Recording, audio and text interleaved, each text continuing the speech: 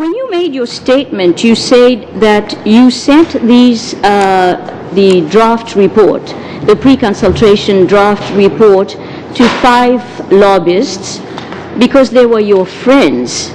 Tell me, why did you send it to them? Why did you send it to Tactics, Hill and Knowlton, Consumers Gas? What did you think you were going to get out of that, or what they were going to benefit out of a secret document?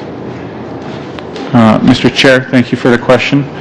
I did not expect to benefit at all from my actions. As I referred in my opening statement, I believe the moment that I sent that document was a critical lapse in my judgment, and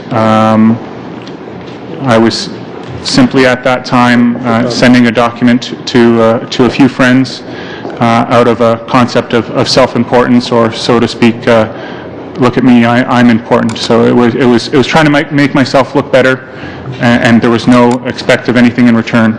So why did you do it? You know it. It's not that you are not familiar with the issue. Mr. Chair, I understand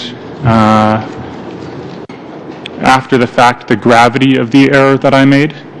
However, my lapse of judgment at the time does not make up for the fact that I now understand how serious my actions. Fair enough. Yes. But you know, you didn't make a spontaneous distribution. It didn't happen spontaneously. So, for example, you sent the report to Andy Gibson, Clark Cross, Lynn Hamilton at 8:37 a.m.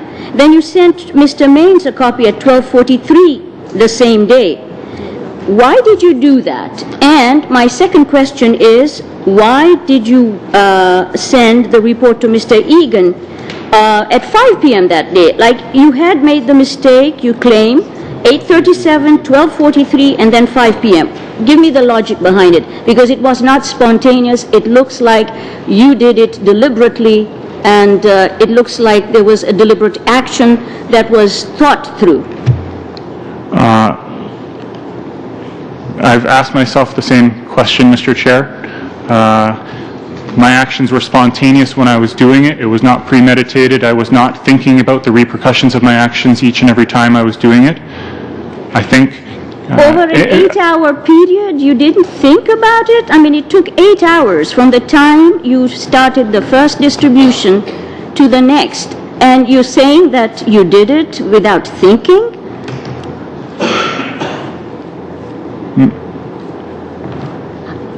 Mr. Chair, I think my lapse of judgment also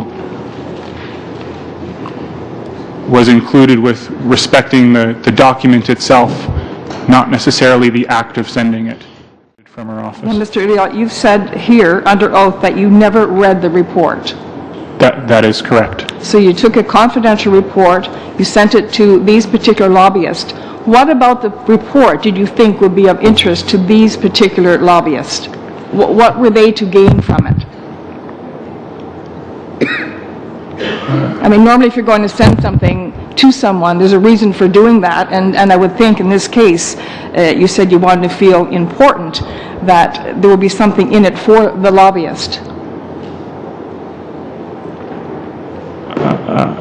Again, Mr. Chair, it's an incredibly difficult question to answer, because I simply do not have a reason why I either chose those 5 individuals or why I chose to forward the report at all.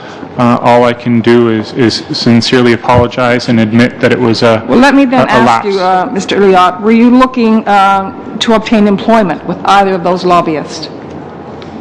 I've been in communication with multiple places on employment matters, but no, I was not expecting to get a job from them because of sending them this report or anything like that. No, that wasn't my question, Mr. Ullyatt. Have you applied for employment at any point in time with either of those lobbyists? Yes. Okay. May I ask which ones? All of them. And are you being considered, were you being considered prior to sending them the report for employment? Yes. Yes. Okay. By which one? all of them.